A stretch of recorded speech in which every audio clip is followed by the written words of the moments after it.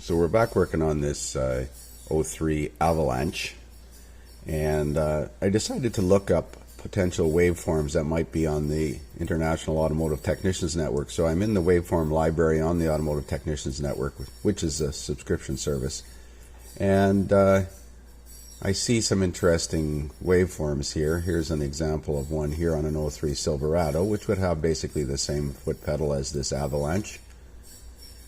And if you notice here, this red trace is the APP signal, signal APP2, which looks very similar to mine. I'm not sure what this is. I think it's a throttle position sensor or something like that. But I was reading through some of the cases here. There's this APP signal is in this forum, and somebody mentioned product information bulletin, and not in this one. I'm going to find that product information bulletin, and basically what it boils down to is that dropout or that glitch is actually supposed to be there. I'll find that bulletin. Okay, here's an 04 2500 HD with a 6-liter gas engine, and you can see APP2 does have the dropouts very similar to my accelerator pedal, and APP1, which should be smoother in my estimation here, is kind of dirty and nasty looking here in this picture. But there is a tech forum, guys were talking about this several years ago, and somebody mentioned in this forum that there is a product information posting, or see if I can find it here. No, I'll find it and I'll bring it up here. So somebody had provided the link to this TSB and this SSR Fanatic forum, and I'm just going to scroll to the pertinent portion of this document, which is obviously copy and pasted from GM, and somewhere down towards the middle of this document.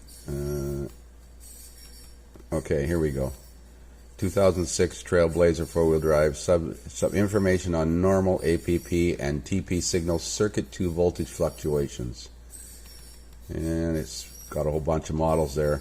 The following diagnosis might be helpful to vehicles exhibit symptoms described in this preliminary investigation. If the APP sensor 2 or TP sensor 2 signal circuit is monitored with an oscilloscope or a fluke 87 dVOM, it may be noted that the signal voltage decreases every 156 milliseconds for 6.25 to 7.8 milliseconds each time.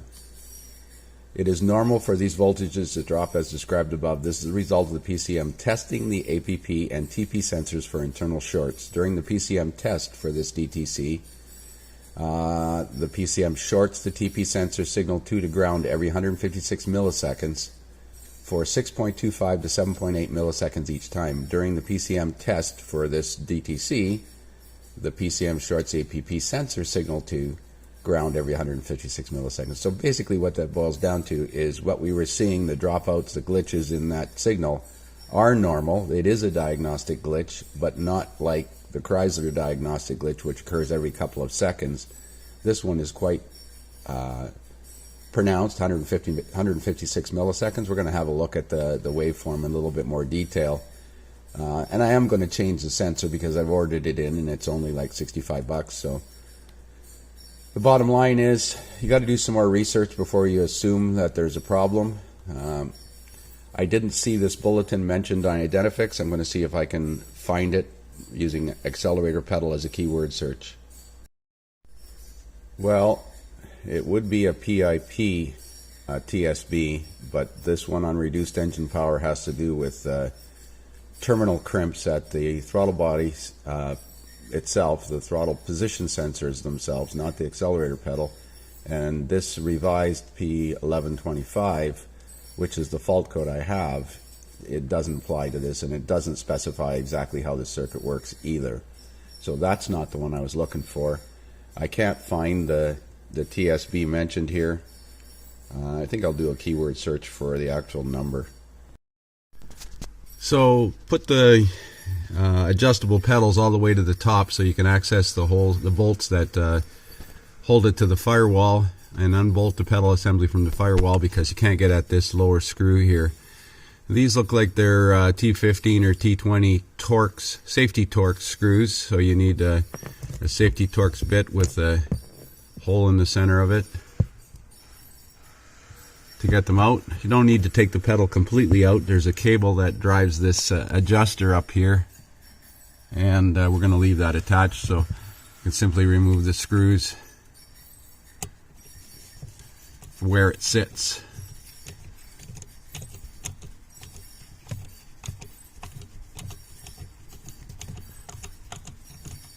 I've got the new sensor.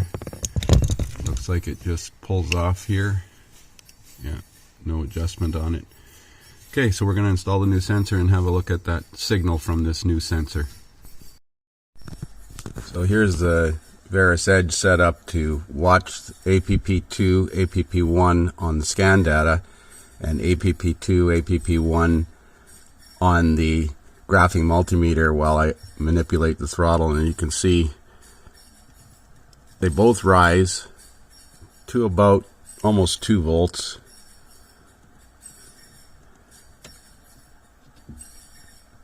But there is a consistent dropout or glitch in there. This pedal does seem to be more stable, this new sensor. But depending on the frame rate in the graphing multimeter, it can make this pattern look like it's erratic because the scope buffer, I guess, overloads. I'm going to try that in a lab scope mode and see if we can confirm the millisecond interval. See, if you look at it over a shorter time base, now we're at 2-second time base on this graphing multimeter, it almost looks like it's an erratic pattern when in reality it's not. Again, we're going to load the lab scope and have a look at it. So there's the same 2 signals on a lab scope at I believe 200 milliseconds, and you can see it's definitely not an erratic pattern. Just when you use a graphing multimeter, it can miss some of the dropouts and it can appear to be erratic. I see a little bit of a reflection in that second signal there.